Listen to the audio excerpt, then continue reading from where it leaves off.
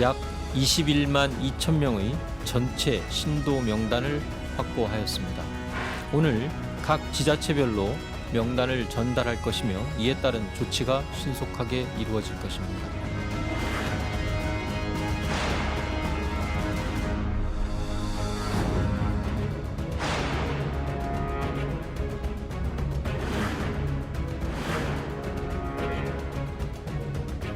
일반 소비자 구매를 위하여 우체국, 농협 및 약국 등을 통하여 매일매일 350만 장을 공급할 예정입니다.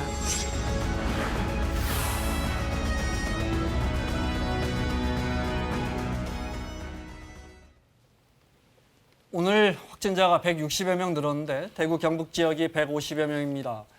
더 이 지역에 몰려있고 확산세가 여전히 무섭습니다. 자, 김성환 시사평론가, KBS의 김용준 기자, 그리고 국립암센터대학원의 김호란 교수님 자리했습니다. 어서 오십시오. 안녕하세요. 김호란 교수님은 아시는 것처럼 대한예방의학회 코로나19의 대책위원장이십니다. 연일 힘드시죠? 자, 확진자 현황부터 보겠습니다. 김 기자, 네. 169명 늘었어요. 네. 1,000명 선도 넘어섰습니다. 169명이 늘어서 지금 총 1,146명이 확진자로 확인이 됐고요. 그러니까 첫 확진자가 나온 이후에 37일 만에 1,000명을 넘었습니다. 지금 그래픽 보시면 169명이 추가돼서 1,146명, 그리고 사망자는 12명, 격리 중인 분들 1,113분, 격리 해제된 분들이 22분, 검사가 지금 진행 중인 선이 지금 16,000선까지 올라섰습니다. 네. 오늘 오전 9시 기준이고 오후 2시까지 현재 갔습니다. 추가적인 통계는 오후 4시에 나올 예정이고요. 공식 집계는 현재 상황과 같습니다. 네.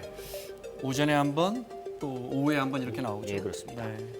사망자도 3명이 추가돼서 그러니까 어제 오늘인 거죠? 12명이 됐습니다. 네네. 어제 이제 그 오후 늦게 네. 몽골 분이 이제 돌아가셨다는 소식이 들어왔어요. 이분은 상황이 물론 코로나19의 확진 판정을 받으셨지만 상당히 상황이 좋지 않았습니다. 한국의 간 이식 받으러 우리나라를 왔다가 간 이식 수술 때문에 오셨었는데 원래 이게 간 경화나 간 질환이 좀 오래 있었다고 합니다. 그 상황에서 이제 기저질환은 있는 상태에서 코로나19 확진 판정을 받다 보니까 상황이 좀 급속도로 악화가 됐었나 봅니다. 때문에 이분을 우리 방역 당국에서는 그 중증 환자로 분류를 해서 집중 치료를 하고 있었는데 그 안타까운 소식이 좀 들어왔고요.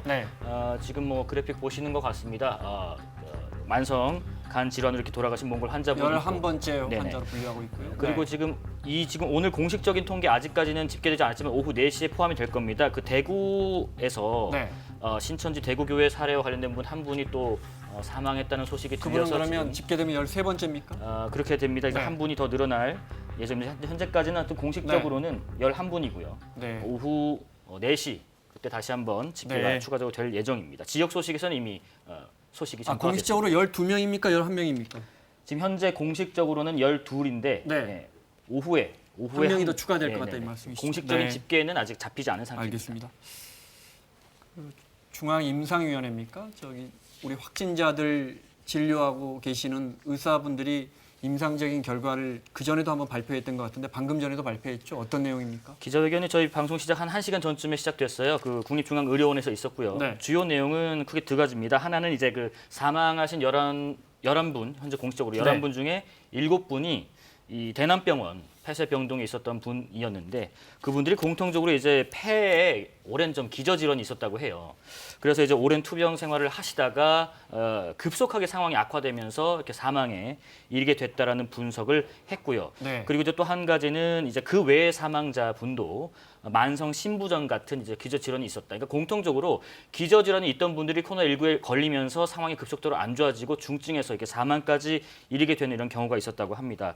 또 하나 추가적으로는 이제 그 폐쇄 병동에 대한 좀 문제점이 좀 나타나고 있어요. 대남병원 같은. 네, 대남병원을 이제 그 현지에 가서 우리 파견 인력들이 조사를 해보니까 이게 침대 형식이 아니라 온돌 형식으로 돼 있는 그 병동 안에 집단 생활을 하면서 또 집단 치료를 받거나 이런 상황이었기 때문에 또 전파 속도가 급속도가 아니었나라는 주된 이 분석으로 중앙임상위원회에서 기자회견을 진행했습니다. 교수님, 우리가 지금 하루에 10,000명 가까이 검사하고 있습니까? 어느 정도나 합니까? 거의 10,000명에 육박하고 있습니다. 어저께는 약 9,000명 정도 검사한 것으로 보입니다. 확진자 추이를 보면서 교수님 설명 들을까요? 일별 확진자 그중에 31번 환자가 발생하고 확진자가 급증한 이후부터 통계를 보시면 많이 늘었을 때는 하루에 231명까지 늘었는데 네. 오늘도 더 지켜봐야 합니다. 오후 확진자는 근데 보통 내일 오전 확진자와 합쳐져서 일별 통계로 들어가는데 네네. 이 정도 추세인데 아직 우리가 뭐 늘어나고 있다, 추세가 둔화되고 있다 이렇게 보기는 어렵습니까? 그렇습니다. 이제 계속 증가하고 있고요. 네. 아직 뭐 정점을 찍었다 이렇게 보기는 어렵습니다. 그렇지만 이제 검사자 수 대비 양성자 수, 네. 양성률이라고 하죠. 네. 그거는 조금 떨어지는 양성입니다. 아 그래요? 예, 네. 왜냐하면 처음에는 이제 유증상자 대상으로 우선 급한 사람부터 검사를 했기 예를 들어 때문에 신천지 교도분들이라든지 네, 대남병원 환자라든지 이런 분을 했기 때문에 검사자 대비 양성률이 높았는데 그거는 이제 조금 떨어지는 양상입니다. 네, 그걸 여쭤보고 싶었습니다. 예컨대 일본 같은 경우에 지금까지 2,000명도 아직 검사를 안 했더라고요. 우리는 하루에 뭐 7,000명, 지금 9,000명, 10,000명에 육박하고 있는데 그러니까 우리는 하루에 7, 8,000명, 10,000명 가까이 검사하는데 일본은 뭐 하루에 100명 뭐 이렇게 검사한단 말이죠. 그럼 제가 궁금한 거는 우리가 그물을 넓게 치면 확진자는 아무래도 더 나올 거 아닙니까? 그렇습니다. 그래서 그 중요한 건 100명, 1,000명을 검사했을 때 몇 명이 확진되느냐 이게 일별로 좀 유의미하게 나오느냐 이걸 예, 여쭤보고 예. 싶습니다. 예, 어떤 사람을 대상으로 검사했냐에 따라서 검사자 수 대비 양성률은 다를 수밖에 없는데요. 네. 처음에는 우리가 해외 여행력이 있는 분들, 또 호흡기 질환이 있는 분들, 확진자와 접촉한 분들 이런 네. 분들 대상으로 검사를 했고요. 이제 아시다시피 2월 7일부터 검사를 민간 의료기관에서도 민간 검사기관에서도 할 수 있게 풀었습니다. 그래서 저희는 사실 한 2월 7일부터 확진자가 좀 많이 나오지 않을까 걱정을 했어요. 네. 근데 그 주는 조금 잠잠했습니다. 근데 이제 그 다음 주부터 확진자가 많이 나오기 시작했는데 자료를 보니까 2월 7일부터 검사를 오픈하긴 했지만 아직 준비가 안 됐기 때문에 검사량이 그렇게 많이 늘어나지 않은 상태였어요. 네. 그러다가 이제 검사량이 늘어나면서 이제 해외 여행력이 없어도 원인 불명 폐렴이라든지 증상이 있는 분들 검사가 많이 들어가면서 이제 양성자가 지금 많이 나오게 된 거고 네. 우리가 이제 신천지 교회라든지 대남병원이라든지 이제 역학적 고리가 있는 그 유행 이제 클러스터를 찾게 되면서 그 사람들을 대상으로 집중적으로 검사를 하니까 양성률이 높게 나오기 시작한 거죠. 지금 확진율이라고 합니까? 양성률. 예. 그러니까 2.48%라는 제가 언론 보도를 봤는데 100명 하면 한 두세 명 그렇죠. 두세 명 나온다. 예, 예. 근데 이건 이제 통계일 뿐이고 교수님 말씀은 기저질환 있는 어떤 폐쇄병동을 그날 검사해 버리면 이건 확 올라가니까 그렇죠. 우리가 예. 추세를 지금 따지긴 좀 어렵다. 예, 그렇습니다. 예. 오늘도 좀 더 늘 수 있는 게요. 네. 그 신천지 대구교회 분들 1,300여 명에 대한 그 검사 결과 검사가 오늘 네. 완료가 돼요. 그러니까 오후 통계 때 말씀하신 것처럼 좀 더 수가 확 늘어날 가능성도 있는 거예요. 아직까지는. 네. 자, 알겠습니다. 지역별로 보겠습니다. 네, 그래픽 준비되면 지역별로 좀 김성환 평론가의 설명 듣겠습니다. 여전히 빨간 표로 돼 있는 대구 경북 지역이 우리가 지금 1,100여 명 확진자인데 얼마입니까? 거의 900여 명이 넘는 거죠. 네. 거의 대부분을 차지하고 있다고 해도 과언이 아닌데요. 지금 이제 뭐 확산 추세를 말씀드리는 건 조금 좀 이른 판단이 아닐까 싶은 생각이 드는데 경북 지역 같은 경우에는 지금 이제 확진자 수가 267명 아니겠습니까? 네. 근데 어제 한 30여 명이 있었고 오늘 한 19명으로 좀 줄었어요. 줄었으니까 어제에 비해서 한 확진자가 한 절반 정도로 줄었다고 볼 수 있는데 네. 이걸 가지고 줄었다고 제가 말씀드리긴 조금 이를 것 같고요. 일단은 더 폭발적으로 늘어나는 현상은 오늘은 보이지 않았다 이렇게 네. 말씀드리는 게 맞을 것 같고요. 네. 대신에 대구 같은 경우에는 계속 확진자가 늘어나는 추세에 그대로 있는 것이다. 어제 131명이 늘었는데 오늘 134명이 또 늘어났거든요. 대구 안에서만. 네, 대구 안에서만. 그러니까 확진 추세가 계속되고 있는 상황이다. 이렇게 오늘까지 상황은 정리해서 말씀드릴 수 있겠습니다. 네. 그중에 한두 군데만 보겠습니다. 부산 보면 방금 표에서도 보듯이 서울이 44명인데 부산이 51명인가 그렇습니다. 네. 부산 온천병원 영향이 크고 온천교회 영향이 크고 어젠가 나온 부산 아시아드 요양병원 이러면 이제 매우 안 좋은 확진 사례죠. 여기서 사회복지사에 이어서 요양보호사까지 확진 판정을 받았어요. 나머지 분들 어떻게 잘 격리나 검사 이런 게 잘 되고 있는지 모르겠습니다. 그렇습니다. 사실 저희가 제일 걱정했던 부분이 요양병원하고 요양원이었습니다. 그래서 지난주부터 심평원 통해서 전국의 요양병원하고 요양원에 이제 일하시는 분들 혹시라도 해외 여행력이 없는지 최근에 중국에 갔다 온 적이 없는지 네. 이런 것들을 다 조사를 했습니다. 거기서는 문제가 없었거든요. 네. 근데 지금 이렇게 요양보호사 한 분이 확진 판정을 받으셔서 혹시라도 환자분들한테 혹시 전파되지 않았는지 네. 그 부분이 좀 걱정입니다. 그리고 이게 뭐 우리 네. 대남병원 네. 상황 보시면 아시겠지만 기저질환이 있거나 아니면 오래된 폐쇄병동에서 생활해왔던 분들은 굉장히 사망률이 높아지잖아요.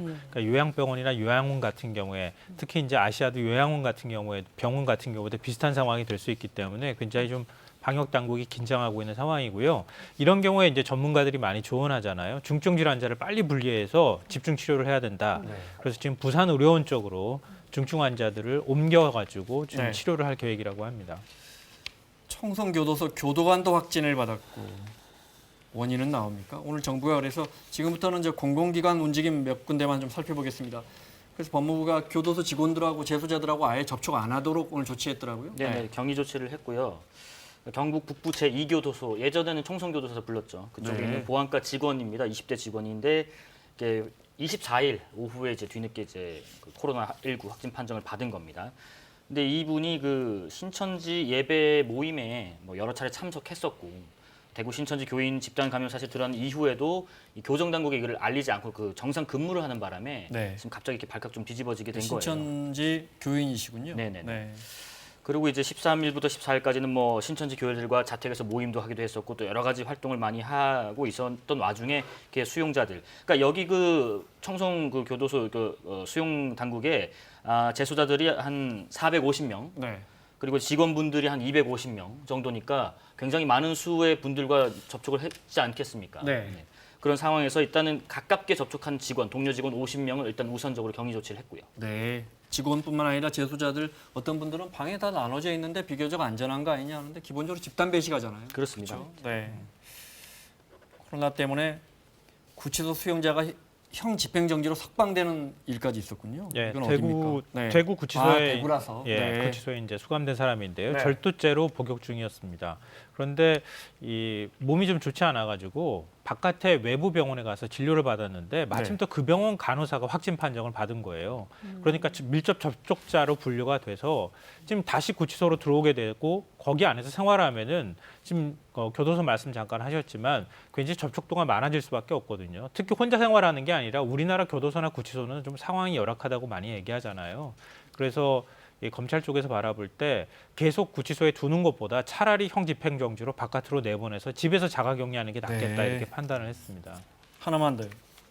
검찰이 삼성 합병 관련 그때 에버랜드하고 제일모직 삼성물산으로 합병될 때 관련 소환하는 사람까지 미뤘다고요? 네. 네. 지금 근데 뭐 삼성 문제뿐만이 아니고요. 지금 법원도 한 2주 동안 전부 재판을 안 하겠다 이렇게 밝힌 바가 있고요. 네. 검찰 같은 경우에도 좀 가급적 소환 조사를 피하겠다 이렇게 얘기를 하고 있습니다. 그래서 지금 재판도 사법농단 재판이라든가 관련된 재판들이 전부 줄줄이 지금 연기되고 있는 상황이고요. 검찰도 지금 말씀하셨던 것처럼 삼성 합병 과정에서 지금 피의자로 돼 있는 사람들을 소환 조사하는 것을 당분간 네. 미루겠다, 하지 않겠다는 것은 아니고요. 미루겠다고 밝힌 상황입니다. 네. 이런 일이 있었나 싶습니다. 국민안심병원 오늘 지정이 됐습니다. 정부가 준비하고 있다고 했는데, 네. 일단 쉽게 설명을 해주시면요. 국민안심병원이란, 네.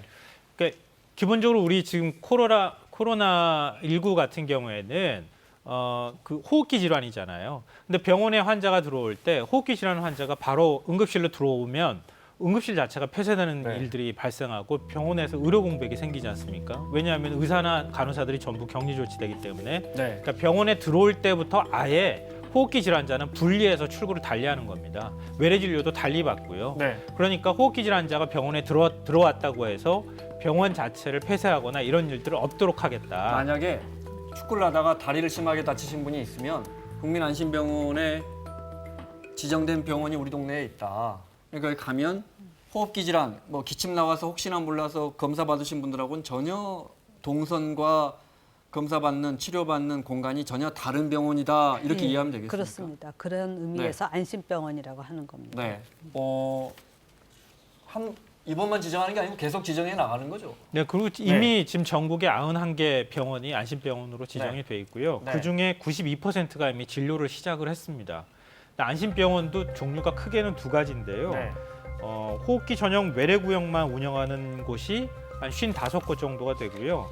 호흡기 전용 외래하고 입원, 선별 진료소까지 함께 운영하는 곳이 36개가 있습니다. 네. 그러니까 일반적으로 제가 가서 선별진료소에 가서 검사를 받겠다고 생각하시면 그냥 안심병원이라고 해서 다 같은 안심병원에 가지 마시고 지금 선별진료가 가능한 안심병원 쪽으로 가급적 찾아서 가시면 좋고요. 네. 지금 보건복지부라든가 각종 방역당국 사이트나 이런 곳에서 병원 리스트를 전부 지금 공개한 상황이거든요. 한번 좀 확인해 보시고 우리 동네에서 가장 가까운 곳을 찾아가시면 좋겠습니다. 김 기자, 대구 경북 지역이 제일 이게 필요한 거 아닙니까? 대구 경북 지역에서 지금 뭐 복통이 앓거나 뭐 그동안에 무슨 다른 병 앓고 계시는 분들이 병원 가기가 쉽지 않아요. 특히 다른 지역으로 가기도 쉽지 않거든요. 네네. 근데 없어요? 대구 경북 지역은 안심병원이 아직? 좀 전에 표에서 보셨을지 모르겠지만 없습니다. 네. 현재까지 지정된 곳이 없어요. 물론 1차 지정이긴 하지만 그래서 지금 저희 2시 브리핑 때도 이 지금 대구 경북 지역 없는데 어떡하냐 했더니 우리 정은경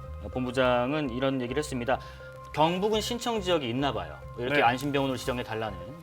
근데 이제 대구는 아직 신청이 들어온 곳도 없다고 해요. 왜냐면 워낙에 지금 대구 사정이 너무 안 좋지 않습니까? 네. 그렇다 보니까 이제 내부적인 여러 가지 자체적인 점검이 먼저 필요해서 섣불리 신청도 할 수 없고 여기서 받아줄 수도 없는 상황이다 보니까 대구는 조금 시간이 걸릴 것 같고요. 경북은 뭐 신청한 병원이 있다고는 알려졌으니까 아마 2차 지정 때 나오지 않을까 싶습니다. 네. 김 기자 설명 들어보니까 또 대구 지역 병원들이 얼마나 지금 다급한지 네. 신청해야 되는데 이게 그것도 안 되고 사진 한 장 저기 드라이브 스루라고 하죠. 우리가 왜 커피나 패스트푸드 주문하는 것처럼 네 눈에 띄는 사진이 있어서 한번 보시죠. 이건 세종시에서 마련한 선별 진료소인데 교수님 그러니까 내가 의심 환자로 분류돼서 코로나19 감염됐는지 확인하러 가는데 저 차에 타서 안 나와도 되는 거예요? 그렇습니다. 차 안에 있는 상태에서 검사를 받는 겁니다. 그러니까 일부러 선별진료소 가서 네. 바깥에서 오랫동안 기다릴 필요가 없고요. 네. 저기 이제 앉아 있는 상태로 이제 검사를 받게 됩니다. 끝까지 자신의 차에서 내리지 않고. 그렇습니다. 그러니까 다른 분들에게 감염될 위험도 없고 내가 누구를 감염시킬 위험도 없고. 예, 그렇습니다. 그리고 이제 검사가 끝난 다음에 네. 본인의 집에 가서 기다리면 됩니다. 그렇게 하면 됩니까? 예. 네. 영남대병원도 지금 저런 식으로 했고요. 네. 영남대병원은 이제 그 컨테이너에다가 이렇게 설치를 해둔 다음에 차가 이렇게 들어오면 차 안에서 검사를 하고 그리고 꼭 차를 안 타고 오고 걸어와서도 저런 식으로 검사를 받을 수 있다고 합니다. 네. 이게 이제 대중교통을 이용하면서 갈 때 그때 이제 주변 사람들한테 그 전염을 시킬 수 있는 가능성이 있잖아요. 그러니까 그래서 자차로 가가지고 하라. 그러니까 걸어가는 것도 사실은 가급적 피하시는 게 피하는 게 오히려 좋죠. 좋아요. 그렇죠. 왜냐하면 버스를 타거나 지하철로 이동하는 과정에서 문제가 될 수 있기 때문에 예. 가급적이면은 자기 차량을 몰고 가서 드라이브스루가 있으면은 저렇게 하고 만약에 없으면은 곧바로 선별진료소에 들어가는 이런 방향으로 하시는 게 제일 좋습니다. 네. 자, 지금부터는 대구 경북 상황 구체적으로 좀 살펴보겠습니다. 신천지 문제부터요. 네. 신천지가 결국 협조하기로 하고 신도 명단을 21만 명을 전부 제출했어요. 네네. 그렇죠? 네. 이게 전수조사 21만 명을 다 불러서 검사할 수는 없는 거 아니에요? 인력도 안 되고요. 네. 예. 그래서 21만 2천여 명인데요. 뭐 이만희 그 총회장이라고 하죠. 뭐 이만희 교주가 어제 글도 올리기로 했습니다. 적극적으로 협조하겠다. 네. 그러니까 이 명단이 그러니까 이름이 좀 가려진 뭐 주민번호와 전화번호 그리고 집 주소 일부 이렇게 있는 걸로 알려졌어요. 네. 그러면 이제 이분들을 말씀하신 것처럼 다 할 수는 없으니까 일단 전화로 이렇게 물어보고 문진을 하고 그다음에 이제 여기에서도 좀 고위험군은 따로 분류를 했어요. 1차 그 검사 대상자로. 그런 분들이 이제 대구교회를 방문했던 그러니까 중복되더라도 네. 대구교회를 방문했거나 대구교회에서 다른 지역을 방문한 적이 있는 이런 분들은 먼저 우선적인 검사 대상이고 이런 분들이 이제 바로 뭐 격리와 검체 채취라든가 이런 것들이 이루어지고요. 네. 그 외의 분들은 먼저 전화로 문진을 하는 쪽으로 이어집니다. 한 4천여 명 정도 되는 당국에 계신 분들이 일일이 이제 전화로 먼저 문진을 할 예정입니다. 네. 워낙 많으니까. 명단들은 다 전국에 뿌려졌고요. 네. 21만 명이니까 이분들 일단 전화로 혹시 열 있으세요? 기침하십니까? 물어보고 해야 되는데 그 인력만도 4천 명이 동원되는군요. 네네. 그러니까 일단 유증상자 먼저 신천지 교인분들도 유증상자 먼저 검사한다. 그분은 이미 저 9천 명 명단 이미 갖고 있는 거고 네. 거기에 21만 2천여 명인데 주목되는 사람도 당연히 먼저 검사하는 걸로. 네. 거기도 신도가 자주 나오는 분이 있고 열성적인 분이 있고 어쩌다 한 명 나오는 분이 있고 하는데 이 워낙 특이한 교단이라서 신도들 명단을 앱으로 관리하고 뭐 이렇더군요. 네. 그 저희 어제 그 특집 방송에도 그 나오셨고 이제 신천지에 좀 많이 그 기여를 하셨던 전 목사분이나 이런 분들이 많이 좀 얘기를 해주고 계세요. 그 일반적인 교회 갈 때 저희 그냥 가면 되지 않습니까? 네. 여기는 좀 특이하게 하나 앱을 봅니다. 찍는다면서요? 네. 앱으로 하기도 하고 그다음에 서로 이렇게 그 뭐 우리 군에서 하는 암고처럼 뭐 용어를 S라는 용어를 칭하면 S다 해서 네. 나기도 하고 또 QR 코드를 갖다 대야지 인증이 된 사람만 들어갈 수 있는 젊은 경우도 친구들은 있고. 그날 뭐 예배 보기 싫으면 가서 찍고만 오기도 한다는 제가 그 말도 그 왜 우리 그 어떤 수업 같은 거 들으면 요새는 QR 코드 많이 한다면서요. 뭐 네. 출석 체크를 뭐 그런 식으로도 하는 대학에서는. 겁니다. 네네. 근데 마치 그렇게 한다 이거. 뭐 S 카드, S 라인, 뭐 S QR 코드 뭐 이런 걸로 해서 서로 이제 좀 쉬운 말로 피아 식별을 한 다음에 우리 신천지 교인이 맞는지 그러기 위해서 들어갈 수 있고. 그러니까 저희 취재진이 그래서 한번 앱을 다운받아서 해보려고 했더니 본인의 고유번호 8자리 고유번호가 있어야 한다는 거예요. 그 식별 식별 번호가 고유 번호 있어서. 코드 번호라고 하더라고요. 네. 8자리 코드 번호가 있어야 되는데 이게 뭐 숫자만 있는 것도 아니고 이렇게 조합이 되어 있는 거고. 네. 이 신도 번호가 있어야 맞구나 인정이 돼서 뭐 네. 들어오거나 교류를 하거나 할 수 있는 시스템이 이 신천지 교인들의 관리 시스템이라고 합니다. 네. 그러다 보니까 이제 대구 신천지 교도는 13,337명입니다. 이렇게 정말 정확하게 나와버리는 겁니다. 네네. 그 명단이 이제 정부로 넘어왔고요. 네. 검사가 광범위하게 더 정확하게 이루어지고 있습니다. 오늘 사사건건에서 신천지 교인분 어머니는 일주일 전에 확진 판정을 받은 신천지 교인분과 직접 통화를 했습니다. 네. 이분은 어머니와 따로 살아서 접촉은 없었지만 신천지 교인이고 또 어머니가 확진자이기 때문에 어떤 정부로부터 보건당국으로부터 어떤 검사를 요청받으셨습니까? 어떤 조치가 이루어졌습니까?를 물어봤는데 어제 이분이 보건당국과 통화하다가 한번 보건소에 와서 검사 받는 게 좋겠다 해서 갔답니다. 갔는데 줄이 길어서 그냥 왔답니다. 들어보겠습니다.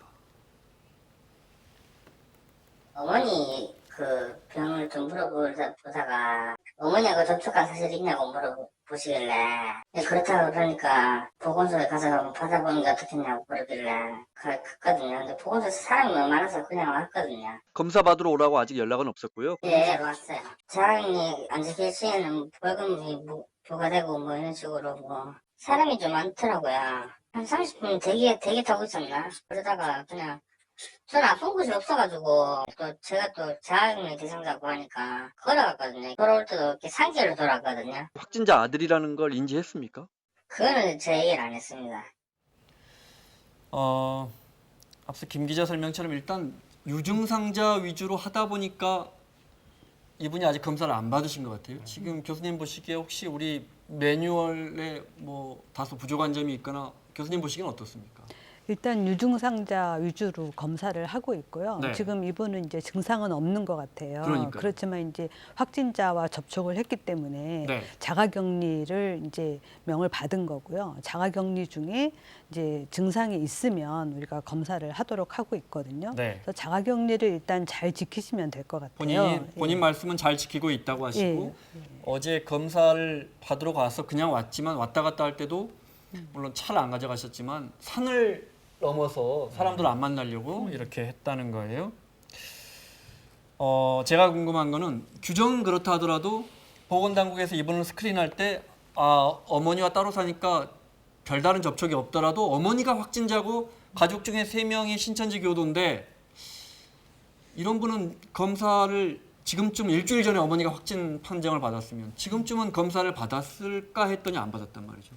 그렇죠. 검사가 많이 밀려 있어서 그럴 텐데요. 네. 지금 우리가 이제 검사를 엄청 열심히 하다 보니까 사실은 양성 나오는 분들이 무증상자가 꽤 많습니다. 네.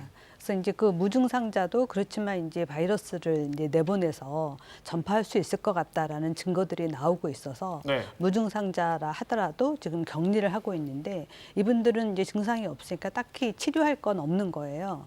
그런데 이제 병실은 굉장히 모자라고 네. 그래서 이런 분들을 어떻게 병원에서 치료할 건지 아니면 시설에서 치료할 건지 아니면 집에서 자택에서 치료를 할 건지 이런 거에 대해 놓고 지금 저희가 논의를 좀 하고 있는 상황입니다. 네. 신천지 신도분의 이야기 마저 들어보겠습니다.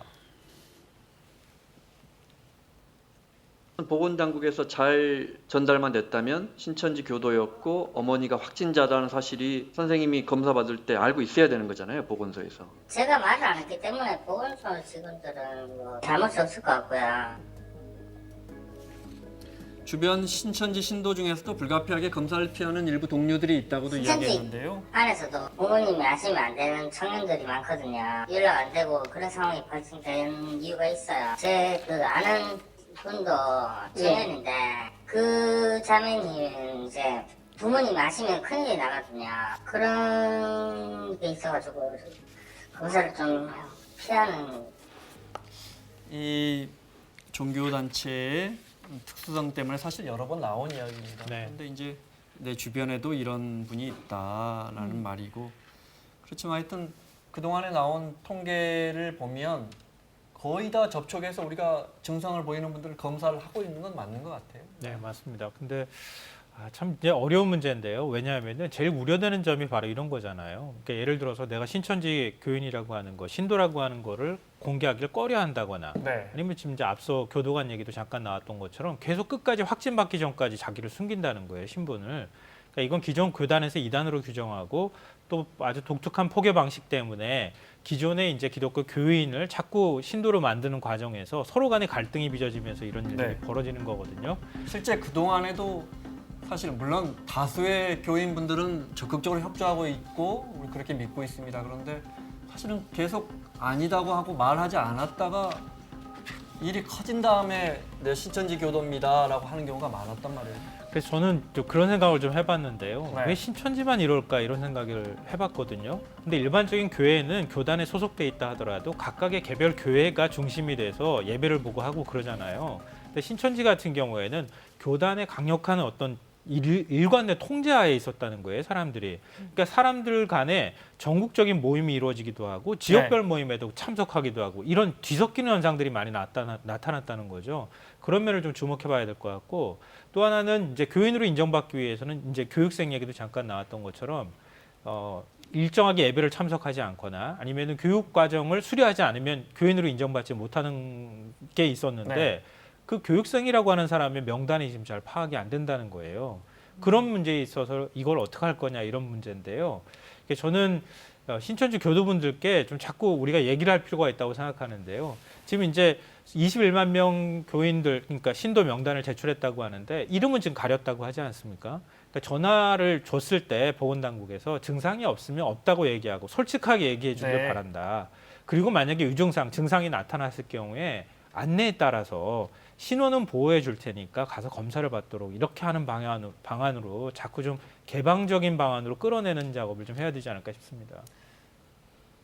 만약에 그러니까 명단을 받아서 전화를 해서 자 이러이러해서 전화를 드렸습니다. 혹시 이런 증상이 있으십니까 했는데 어떤 청년분은 직장이나 집에서 이게 알려지면 안 된단 말이에요. 그러면 그 증상이 경미하면 근데 이게 경미해도 이게 감염됐을 가능성이 높은데 그런 분들이 말 안 하면 그러면 지금 우리가 사례에서 보듯이 일단 우리 방역 체계에서는 걸러낼 수는 없습니다. 그렇죠. 그러니까 본인의 의지가 매우 중요합니다. 그렇습니다. 그렇지만 지금 우리나라에는 이제 시평원에서 하고 있는 DUR이나 ITS 시스템이라는 게 있습니다. 네. 그래서 이전에 해외 여행력이 있는 분들에 대해서 ITS 시스템을 통해서 의사 선생님이 보는 컴퓨터에 이 환자 주민등록번호를 치면 언제 어디를 갔다 왔다라는 게 뜨거든요. 지금 신천지 교회에 다니시는 분들에 대해서도 네. 그런 시스템에 지금 업로드를 하고 있습니다. 그렇기 때문에 이분이 이제 확인이 되면 전화번호가 확인이 되면 그렇게 올리고 있어요. 신천지라고 올리진 않고 확진자와 접촉한 사람이다라고 이렇게 올리게 됩니다. 일반 의료원에서도 이렇게 그렇죠. 그분이 오셔서 예. 제가 기침이 나와요 하는데 이게 딱 그 정보가 뜬다 이거죠? 그렇습니다. 의사분의 모니터에? 예, 접촉자라고 네. 뜨기 때문에 우선적으로 검사를 할 수 있도록 그렇게 하고 있습니다. 그리고 그 일반적인 문진하고 좀 다를 필요가 있어 보이는 게요. 왜 우리 뭐 전화를 했을 때 가령 뭐 증상 있으십니까? 뭐 기침을 합니까? 이런 일반적인 거 말고 가령 뭐 지금 사례가 주어졌으니까 뭐 언제 대구 어디 쪽에 다녀온 적이 있다든지 예를 들면 그 신천지 신도에 한해서는 네. 이렇게 좀 분류를 해서 세분화된 문진이나 질문을 할 필요도 있다고 봅니다. 그냥 단순히 증상이 있냐 없냐, 접촉자가 아느냐 마느냐 이 정도가 아니라. 네. 알겠습니다. 자, 특집 사설건건 오늘 또 코로나19 속보로 이어가고 있습니다. 국립암센터의 김호랑 교수, 김성환 시사평론가, KBS의 김용준 기자 함께하고 있습니다.